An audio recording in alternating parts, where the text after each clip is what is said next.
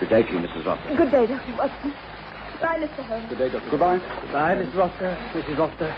We'll be in touch. Yes. You are Mr. James Thompson of Half Moon Street, is that so? Yes, that's right. And you're Mr. Sherlock Holmes. I'm sorry we've met under such sad circumstances. Are you returning to London? About the 12:10 train, yes. Then perhaps we can travel together. I have a cab waiting in Church Lane to take me to the station. Will you join me?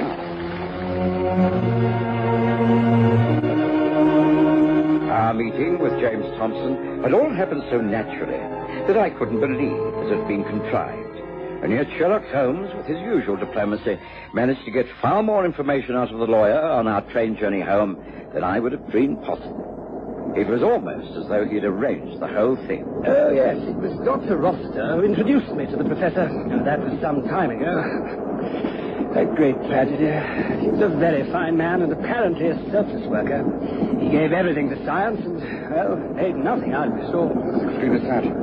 You mean he had nothing to leave in his will? Not a penny. The Rosters will be able to take over the laboratory, but the debts incurred will use up any capital. It seems that pure science is not a profitable occupation. Research, such as the professor and his assistants do, should be conducted in some college or sponsored by a government organization. Yes, I've often suggested that to Roster, but, well, he seems to think that these experiments are of a special kind. He has a little money of his own, of course, but how long that'll last in these new circumstances, I don't know. He seems a very sensible young man. He must have some plans. If he has, I know nothing of them. Apart from an extraordinarily large life assurance policy upon his wife, well, they seem to be drifting somewhat. Oh, but I shouldn't be discussing my client's affairs. Do forgive me. It's only done out of sheer concern. Of course. Yes, I understand. Well, one can only hope that the future is kind to both of them. Now, look, you know my address. 221B Baker Street. If there's anything I can do for you or the Rossiters in the future, please don't hesitate to call upon me, Mr. Thompson. With that, Holmes retired behind his newspaper, and Thompson and I made small talk for the rest of the journey back to town. Once again, I forgot the affair completely, until one morning, a week later.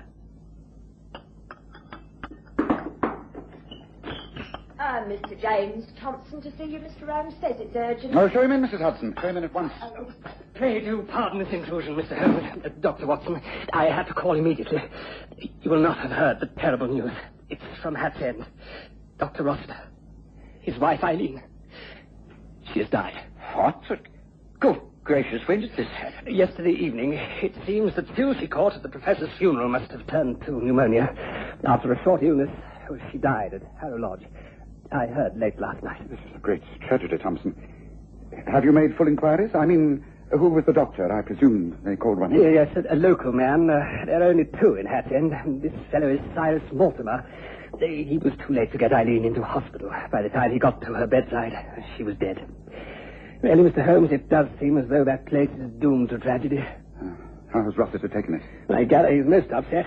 He's coming here tomorrow to see if there's anything I can do, but it's really rather a waste of time. I thought you'd like to be told the news instead of reading about it in the obituary notices of the newspaper. Yes, thank you for calling. It's good of you. I think I shall send a wire of condolence straight away. Perhaps if Rossiter comes up to town, he will also call upon me. Or if it's not too much of an imposition, maybe I can join him at your chambers. By all means. It's most odd.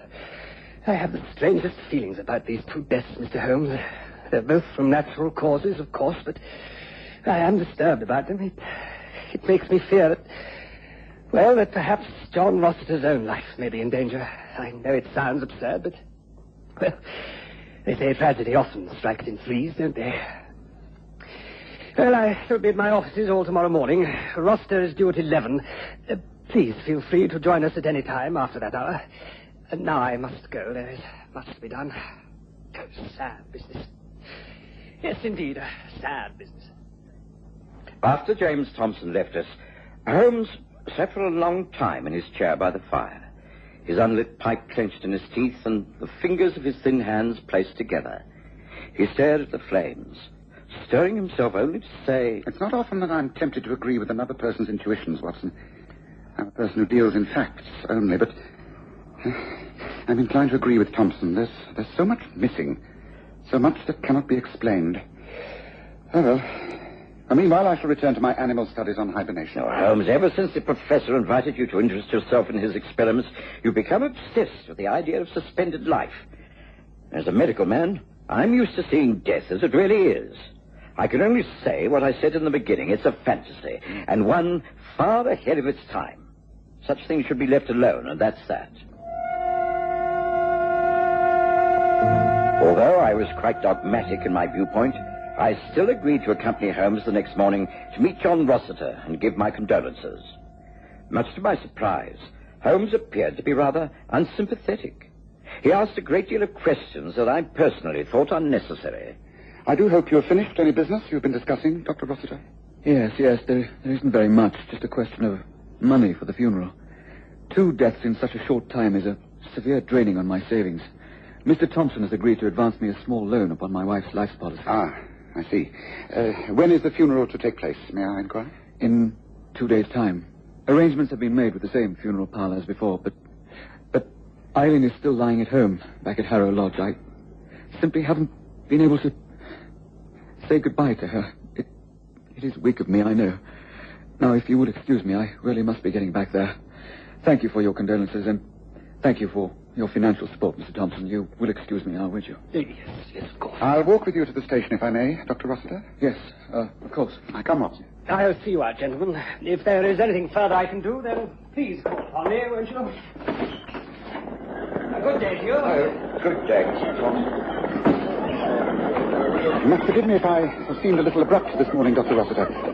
The fact is that I wished to ask you a few questions of a personal nature, not in front of Mr. Thompson. Oh? I'm afraid I'm rather too upset to concentrate greatly. Can it not wait until some other time? I'd like to clarify a few things in my mind, and there may not be another time. It's regarding your work, or rather the work that Professor Waldhausen left unfinished. He invited me to share an interest in his experiments in suspended life. He said he would confide in me his results. He was sure that the theorem he had perfected would render a human being quite lifeless, but he would be able to return life to them with a suitable antidote of another theorem. You must be familiar with his work. I think I've already told you, Mr. Holmes, that I was working under his instructions. I know nothing positive about his experiments.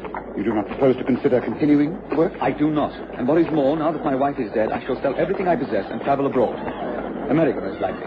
Now, do excuse me. I have nothing more to say. Good day to you. Goodbye, Dr. Watson. Goodbye. We shall not meet again. Say, Holmes, that was deuced rude of you.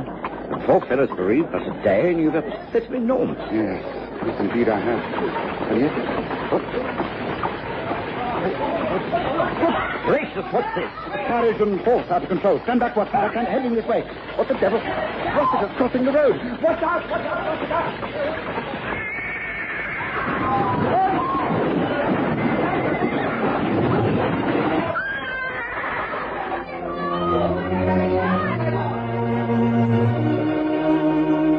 It was all over so swiftly.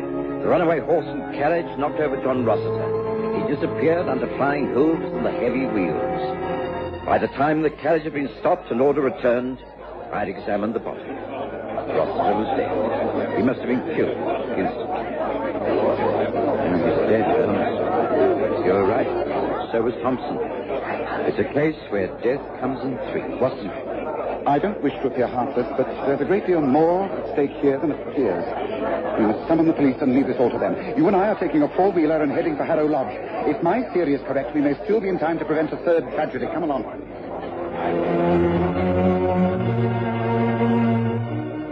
I couldn't think what Holmes had in mind. And as usual in these cases, he refused to elaborate. The cab was summoned, and the journey made to Hatch End in record time. There we pulled up in the driveway of the lodge, and Holmes accosted an elderly gardener who was brushing away dead leaves in the porch. You must let us into the house. It's most urgent. You have a key? Aye, but I can't be letting you in.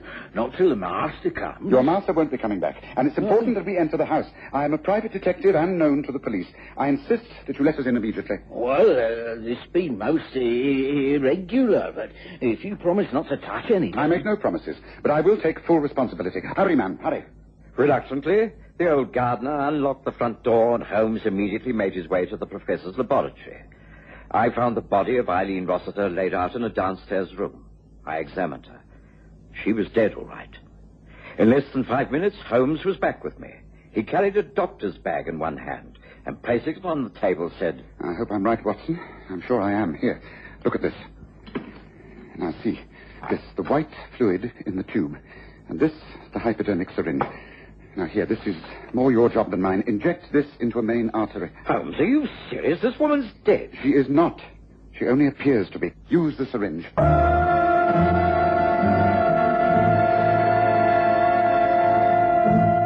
With trembling hands, I did as Holmes had ordered. I could not believe in this fantastic experiment.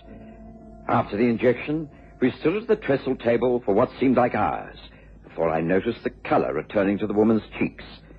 Shallow breathing started and gained in strength. And Eileen Rossiter was coming alive before our very eyes. It's working, Watson. And she will live, after all. You see, while I do not doubt the Professor's death is genuine, the Rossiters engineered this, using the serum and antidote to render this woman certified as dead. The plan being to claim the life insurance money and bring her back to life, then leave the country to start anew somewhere else. As you say, it's unbelievable. And an experiment that should never have been made. Poor woman. How she will start again after knowing of her husband's death, I can't imagine.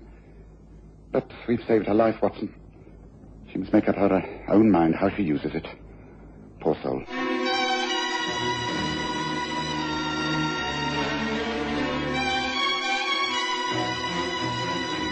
Listen again next Sunday to The Stories of Sherlock Holmes, with Graham Armitage's Holmes and Kerry Jordan as Dr. Watson.